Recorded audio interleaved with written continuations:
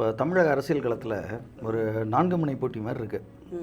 இப்போ புதிதாக தமிழக வெற்றி கழகம்னு விஜய் வந்திருக்காரு.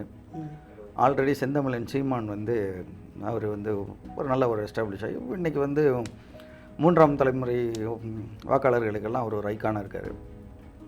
அண்ணாமலை வேறு வலதுசாரி அரசியல் பண்ணிவிட்டு அவரும் வந்து நல்ல துடிப்பாக மக்கள் மத்தியில் நிறையா வந்து பேசி மக்கள் இன்றைக்கி எல்லாருக்குமே தெரிஞ்ச ஒரு தலைவராக உருவாகிட்டுருக்காரு. இதில் ஏற்கனவே வந்து உதயநிதி ஸ்டாலின் வந்து அவர் ஒரு மக்களுக்கு நல்ல அறிமுகமான தலைவராக இருக்கார். ஸோ இந்த மாதிரி ஒரு போட்டி வர்றப்போ இவர் தான் வரணும் இவர் தான் வரக்கூடாதுங்கிறதெல்லாம் நம்ம சொல்ல முடியாது. புரியுதுங்களா? எல்லாரையுமே நம்ம வந்து இது பண்ணணும். ஆனால் மக்கள் நல சிந்தனையோடு யார் இருக்காங்க இந்த தலைவர்கள்? இப்போ சினிமாவில் ஒருத்தர் ஒரு புகழ் அடைஞ்சு அவர் அதை வந்து அந்த புகழ்ச்சியை வந்து அரசியலுக்கு பயன்படுத்திக்கிறாரு அப்படின்னு சொன்னால் இதுக்கு நிறைய உதாரணம்லாம் இருக்குது. சினிமா ஒன்று அப்படின்னு மோசமான தலைவர்லாம் எம்ஜிஆர் போன்ற ஒரு தங்கமான தலைவரெல்லாம் கொடுத்து தான் இருக்குது. புரியுதுங்களா? ஏன் அமெரிக்கன் பிரசிடென்ட் ரொனால்டு ரீகனே சினிமாவில் நடித்தவர் தான், சினிமாவிலேருந்து வந்தவர் தான், சினிமா புகழ்லேருந்து அவர் வந்து அமெரிக்க பிரசிடென்ட் ஆனவர். இது மாதிரி நிறைய உதாரணங்கள் இருக்குது. அதனால் நம்ம இன்னார் தான் வரணும் இன்னார் தான் வரக்கூடாதுன்ட்டு சித்தாந்த ரீதியாக இப்போ உதாரணத்திற்கு இப்போ வந்து இப்போ சாதிய இப்போ பிரச்சனைகள், மத பிரச்சனைகள் இதெல்லாம் இருக்கக்கூடிய ஒரு சித்தாந்த ரீதியான இருக்கக்கூடிய கட்சிகளை நம்ம களையெடுத்து தான் ஆகணும் அப்படிங்கிறது என்னோடது. உங்கள் பார்வை என்ன? இப்போ நீங்கள் யாருக்கு ஆதரவு கொடுக்குறீங்கன்னு என்ற சொல்லலை. என்னோட பார்வை வந்து நீங்கள் என்ன சொல்ல வரீங்கன்னு நான் புரிஞ்சுக்கிட்டாதுன்னு என்னால் கொடுக்க முடியும். சொல்லுங்கள், யாருக்கு நீங்கள் ஆதரவு தரீங்க, யார் வரலாம் யார் வரலாம்? இப்போ இவங்கள்ட்ட கேட்குறேன், இப்போ விஜய் வந்திருக்காரு, அது வந்து நீங்கள் என்ன ஆதரிக்கிறீங்க? ஆதரவு கொடுக்குறேன், விஜய்க்கு ஆதரவு கொடுக்குறேன். விஜய்க்கு எதுக்காக நீங்கள் ஆதரவு? புதுசாக ஒரு வளரட்டுமே, புதுசாக வளரட்டும், இல்லை புது சிந்தனைகள் வளரட்டும். இல்லை இப்போ இவங்களுக்கு ஓட்டு போட்டு அவங்களுக்கு ஓட்டு போட்டோம் ஏதோ அதில் சரி புதுசாக ஒரு ஓட்டு போட்டு பார்ப்போம். ஓ, அப்போ சீமானுக்குலாம் ஓட்டு போட்டு ஒன்றும் வரலன்னு நீங்கள் முடிவு பண்ணிட்டீங்க. அண்ணாமலைக்கு ஓட்டு போட்டு புதுசாக எதுவும் வரலன்னு முடிவு பண்ணிட்டீங்க. அதனால இப்போ விஜய் வர்றாரு, அவருக்கு வந்து நீங்கள் வளர்த்துடணும்னு நீங்கள் ஆசைப்படுறீங்க. ஆமாம், ஏன்னா அவர் ஒரு நடிகர்னு இல்லை. அப்புறம் ஏங்க சீமான் நல்லா தானே உழைக்கிறாரு, அண்ணாமலையில் என்ன குறை கண்டீங்க சொல்லுங்க பாப்போம். இப்போ விஜய் வர்றாரு, அண்ணாமலையில் என்ன விஜய் சார் வர்றதுல எனக்கு எந்த அண்ணாமலையில் என்ன குறை கண்டீங்கிற எனக்கு நல்ல அறிமுகமான ஒரு தலைவர் தான் அவர். ஆனால் அங்கே என்னன்னு கேட்டிங்கன்னா தலைவன்கிறவன் வந்து உருவாக்கப்படுவதில்லை. அதாவது எப்படின்னா அப்பாயிண்டடுக்கு போஸ்ட் கிடையாது. தலைவன் வந்து ஒரு ஒரு கட்சியோட தலைவருங்கிறது வந்து நியமன தலைவராக இருக்கக்கூடாது. இப்போ மகாத்மா இருக்காரு, அவர் என்ன பண்ணுறாருன்னா சவுத் ஆப்பிரிக்காவில் ஒரு ரயில் பயணத்தில் போகிறப்போ இனவெறி தாக்குதலுக்கு உட்பட்டு அவரை ரயிலை விட்டு கீழே தள்ளுறாங்க. அவர் கீழே உளுந்தப்ப மோகன்தாஸ் கரம்சந்த் காந்தியா தான் உளுந்தாரு. எந்திரிக்கிறப்ப மகாத்மாவா எந்திரிச்சார். தனக்கு ஏற்பட்ட ஒரு அவமானம் இருக்கு பார்த்தீங்களா, அந்த அவமானத்தை உலக ரீதியாக களையணும். அண்ணாமலைக்கு இப்போ அவமானம் வரலன்னு சொல்ல வர்றீங்க? அப்படி கிடையாதுங்க, பிரச்சனையை சந்திக்கலன்னு சொல்ல வர்றீங்களா? நியமனம் செய்யக்கூடாதுங்கிற நான் என்ன பண்றேன்னா சீமானும் வந்துட்டு பிரச்சனையை சந்திக்கலன்னு சொல்ல வர்றீங்க? இல்ல, பார்த்தா சீமான் வந்து ஒரு சுயம்பா உருவான ஒரு தலைவர் தான். அவர் கட்சி ஆரம்பிச்சாரு, அவர் இது பண்ணாரு. நான் அதில் வந்து வரல நான். ஆனால் இப்போ டெல்லி மேலிடம் இப்போ உதாரணத்திற்கு இப்போ இவர் இருக்காரு, நண்பர் இவர் வந்து நல்லா இப்போ பணியாற்றி கொண்டு இருக்கிறாரு. திராவிட கட்சிகளுக்கெல்லாம் நிறைய போட்டி இருக்கிறாரு. இவர் தான் நீங்கள் சொன்னவர் என்ன? அண்ணாமலை. ஆமாம். ஆனால் இப்போ நாளைக்கு திடீர்னு அவரை தூக்கிட்டு வேற தலைவரை போடுவாங்க, எல்லாரும் அப்புறம் திருப்பி அவரை பின்னாடி ஓடணும். சரி, உழைக்கட்டும். இதில் என்ன இருக்கு? அது கட்சி தானே, அது கட்சி அவங்க முடிவு பண்ணிட்டு போகுது. ஆனால் அண்ணாமலை இப்போ கரண்ட்ல இருக்காரு, அவர் உழைக்கிறாரு இல்லையா? அவர் உழைப்புல ஏதாவது பிரச்சனை இருக்கா? இல்லை அவரோட பேச்சிலையோ இல்லை ஏதாவது அவரோட வழக்குகள்ல ஏதாவது பிரச்சனை இருக்கா? இல்லை இப்போ தமிழிசை சவுந்தரராஜன் இருந்தாங்க, இப்போ அவங்க எங்கே இருக்காங்கன்னு தெரிய மாட்டேங்குது. புரியுதுங்களா?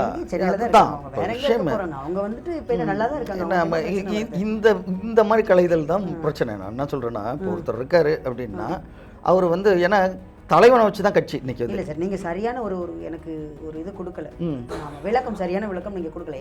என்னை பொறுத்த வரைக்கும் தமிழிசை சவுந்தரராஜன் மேடம் வந்துட்டு அவங்க இப்போ ஸ்டார்டிங்லேருந்து வந்திருக்காங்க. ஒரு நல்ல ஒரு பெரிய ஒரு சரியான ஒரு கவர்னர் போஸ்டிங்கில் உட்காந்து திருப்பி மறுபடியும் போட்டிட்டு இருக்காங்க. அது ஜெயிச்சல் தோத்தல் அப்படிங்கிறது வந்து சாதாரண ஒரு விஷயம் தான். அவங்க நிற்கிறாங்க, நல்லா தான் இருக்காங்க. இதில் அவங்களுக்கு என்ன பிரச்சனை? எந்த பிரச்சனையுமே நான் சொல்கிற விஷயம் உங்களுக்கு விளங்குதா? அதாவது எப்படின்னு கேட்டிங்கன்னா, தலைவரை வச்சு தான் கட்சி. இப்போ கட்சி வந்து கொள்கைகள்லாம் இது பண்ணுது. ஆனால் கண்டிப்பாக எந்த கட்சிக்குமே அந்த தலைவருங்கிறத ஒரு அபிமானம், ஒரு தொண்டனுக்கு வந்து ஒரு உற்சாகம் கொடுக்கக்கூடியதுன்னா தலைவன் வந்து நிற்கிறான். அப்படிங்கிறப்போ ஒரு தலைவன்கிற ஒரு ஐகானிக் எப்படி தேர்ந்தெடுக்கிறீங்க நீங்க? அதுதான்ங்கிறது தான். இப்போ இவ்வளோ நாள் வந்து கேளுங்க, தலைவன்கிறது எப்படி தேர்ந்தெடுக்கணும்? பெரியார் சொன்ன மாதிரி தான், சமுதாயம் அவ்வப்போது தாக்கான தலைவர்களை உருவாக்கி கொள்ளுங்கிற மாதிரி தான். இது வந்து ஒரு ப்ராசஸ்.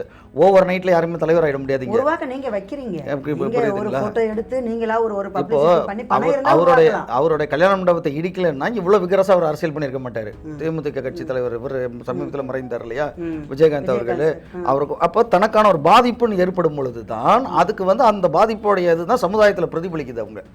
அவங்க வந்து இப்போ நமக்கே இன்னைக்கு வந்து அதிக நபர்கள் வந்து அரசியலுக்கு வர்றது எதுக்காக வர்றீங்கன்னு கேட்டீங்கன்னா அவங்கள காப்பாற்றிக்கிறதுக்கு வர்றாங்க. தலைவான ஒரு படம் எடுத்தார் விஜய், அதை ரிலீஸ் பண்றதுக்கு இவங்க அந்த ஜெயலலிதா அம்மா காலத்தில் ரொம்ப படாதபடுபட்டாங்க.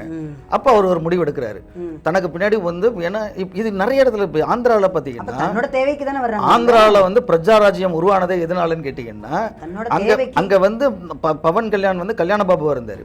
கல்யாண பாபுவா இருந்து அவர் நடிச்சிட்டு இருந்தாரு. ஆனால் அந்த கல்யாண பாபு நடிச்சிட்டு இங்கே தமிழில் வந்த விஜயோட குஷி படம் அங்கே பெரிய வெற்றி பெறுது. அப்போ அவரையே தூக்கிட்டு போய் வச்சு மிரட்டி ஒரு கும்பல் வந்து பணம் பறிச்சதாக ஒரு இது இருக்கு. அப்போ அவங்க என்ன பார்க்குறாங்க, அரசியலில் நம்ம எவ்வளோ தான் பவராக இருந்தாலும் சரி, இப்போ சினிமாவில் நம்ம எவ்வளோ தான் பவராக இருந்தாலும் அரசியல் பின்புலம் இல்லைன்னா நமக்கான தன் சுய பாதுகாப்புக்காக இன்னைக்கு அரசியல்ங்கிறது ஒரு புகலிடம்.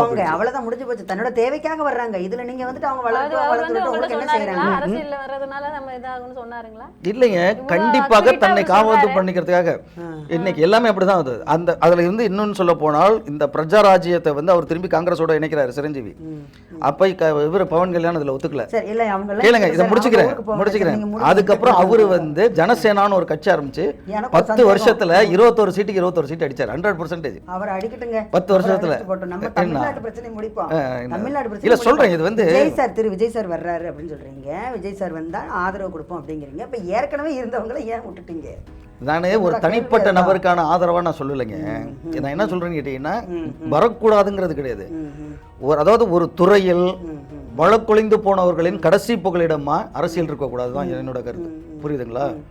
அவங்களுடைய இந்த வெட்டிரனுடைய லாஸ்ட் இதாக வந்து ரிசார்ட்டாக வந்து இதாக இருக்கக்கூடாது. புரியுதுங்களா? அவங்க வந்து நல்ல ஒரு இதில் இருக்கிறப்பயே மக்கள் மேலே ஒரு நல்ல சிந்தனையோட மக்களுக்கு நிச்சயமாக என்ன, ஏன்னா இவர் விஜயகாந்த் நாங்கள் எதிர்பார்த்தோம். அவர் சினிமா துறையிலேருந்து வந்தாலும் நிச்சயமாக வந்து ஏன்னா அவர் வந்து ஒரு கீழே இருந்து வந்தவர், அவர் மக்களுக்கு நிச்சயமாக நல்லது பண்ணுவார் எதிர்பார்த்தோம். ஆனால் காலச்சூழல் அவர் வந்து முதலமைச்சர் ஆகாமே வந்து இதானார். வாய்ப்புகள் அவருக்கு உடல்நிலை சரியில்லாமல் அதனால இப்போ நாங்கள் வந்து அதுக்கு நாங்கள் எதிர்ப்பு கிடையாது. ஆனால் வந்து சிந்தனை இருக்குல்ல, எதுக்காக வர்றோம்? இப்போ ஒரு பொது யார் வேணாலும் நீங்கள் கூட வரலாங்க. ஆனா வந்து நோக்கம் வந்து உங்களுக்கு சரியாக இருந்தா அப்படி கிடையாது. யார் வேணாலும் வரலாம், யார் வேணாலும் வரலாம், யார் வேணாலும் போராடலாம். வாயிலே வந்து கற்பனையில வந்துட்டு என்ன வேணா வாழலாம். கற்பனையில நான் வந்துட்டு எப்படி வேணாலும் நான் வாழலாம். இவங்க சொல்ற மாதிரி நம்ம என்ன தடுக்கிறோமா? ஆமா, தடுக்க தான் செஞ்சுக்கிட்டு இருக்கீங்க. இப்ப நீங்க வந்துட்டு இப்ப விஜய் சார் வந்துட்டு எத்தனை பேர் வந்தாலும் அவங்கள பத்தி தான் யோசிப்பாங்க, மக்களை பத்தி யாரும் யோசிக்க மாட்டேங்கிறாங்க. அப்படி வாங்க வலிக்கு. அப்புறம் எதுக்கு வந்துட்டு விஜய் சார் வருவாரு, அவருக்கு வந்து ஒரு வாய்ப்பு கொடுப்போம் அப்படின்னா இப்ப ஏன் அண்ணாமலை சார் என்ன ஆனாரு, உங்களுக்கு சீமான் சார் என்ன ஆனாரு, என்னத்தை பார்க்க போறீங்க? படத்தை நீங்க பார்த்ததே இல்லையா? திருப்பி வேற பார்க்கணுமா? அரசியல பார்க்கறது. சரி, ஓகே, அரசியல் தனியா நின்னு பார்க்க போறீங்க. சித்தாந்த ரீதியாக நீங்க யோசிச்சீங்கன்னா நான் அதுக்கு தான் வர்றேன். நான் இப்ப சித்தாந்த ரீதியாக வரணும்னா வலதுசாரிகளோட வளர்ச்சிங்கிறது என்ன, ஏன் இவ்வளவு தூரம் இப்போ இந்த சினிமா மோகத்துல வந்து அரசியல் பண்ணவே முடியாதுங்கிற மாநிலமான கேரளாலேயே இப்போ திருச்சூரில் நின்று ஜெயிச்சிட்டாரு சுரேஷ் கோபின்னு ஒரு சினிமா நடிகர். அப்போது பார்த்தீங்கன்னா இது அதாவது என்னன்னு கேட்டிங்கன்னா இதெல்லாமே வந்து ஒரு காலகட்டத்தில் தகர்த்தெறியப்படுகிறது. என்ன தகர்த்தெறியப்படும் போது அவங்க மக்கள் எடுத்துக்கிட்டாங்க, தலைவனா மக்கள் எடுத்துக்கிட்டாங்க. அதை நம்ம எதுவுமே பண்ண முடியாது. புரியுதுங்களா? மக்கள் புறக்கணிச்சிருந்தாருன்னா அவர் சுரேஷ் கோபி இங்கே எம்பியாக இருக்க முடியாது. மக்கள் ஏற்றுக்க வைக்கிறீங்க நீங்கள் அந்த அளவுக்கு. நீங்கள் பப்ளிசிட்டியும் அப்போ மக்களோட மைண்டை வந்து எப்படி சொல்கிறது ஒரு குழப்பறீங்க அப்படிங்கிறத என்னோட விவாதமே.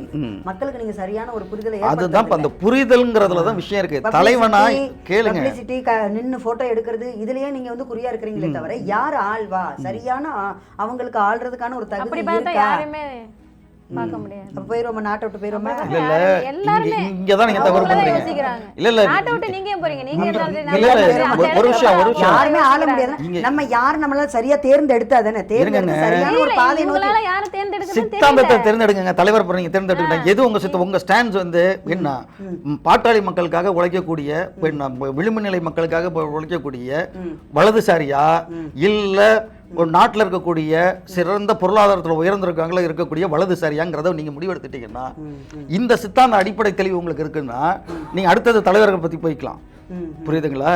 இதுல நீங்க வந்து நான் ஏன் வந்து இப்ப இவர் வந்து இப்ப அண்ணாமலையே நான் எதிர்க்கிறேன்னு கேட்டீங்கன்னா அவர் வலதுசாரி சித்தாந்தத்துல இருக்காரு. அவர் ஒரு அற்புதமான தலைவர், சுயம்பான ஒரு தலைவர். அவர் இருக்கிற இடம் வந்து தவறான இடம்ங்கிற நான் இப்போ இதே மாதிரி ஒரு தலைவர் வந்து ஏதோ ஒரு திராவிட இயக்கத்திலேயோ இல்லை சுயம்பாக அவர் ஒரு இயக்கம் ஆரம்பித்து அவர் வந்து இருந்தாரா, நல்ல படித்தவர், நல்ல அறிவாளி, சிந்தனையாளர், அப்படி இருக்கிற பட்சத்தில் அவர் இருக்கிற இடம் தான் தவறுங்கிறேன். என்ன காரணம் கேட்டிங்கன்னா, வலதுசாரி சித்தாந்தம் வந்து என்றைக்குமே அடிப்படை மக்கள், விளிம்பு நிலை மக்களுக்கானது கிடையாது. அது வந்து ஒரு நல்ல பொருளாதாரத்தில் உயர்ந்தவங்களுக்கான ஒரு கட்சியாக தான் இன்றைக்கும் இருக்குது. புரியுதுங்களா? அதனால தான் நான் என்ன சொல்கிறேன்னா, இந்த சித்தாந்தத்தை நீங்கள் தேர்ந்தெடுத்துட்டீங்கன்னா அதுக்கப்புறம் தலைவரை பற்றி நம்ம அப்புறம் பேசிக்குவோம். அது இடதுசாரியா வலதுசாரியா இல்லை மையமாக இருக்கட்டும் அப்படிங்கிறது. இதுதான் நான் சொல்கிறேன். அதனால் நீங்கள் சொல்கிற மாதிரி விஜய் வரலாம், நோக்கம் தான். அவங்க என்ன நோக்கத்துக்காக வர்றாங்க, உண்மையிலேயே அவங்க மக்களுக்கு இல்லை இருக்கிற சொத்தை பாதுகாக்கிறதுக்கு வராங்களாம்.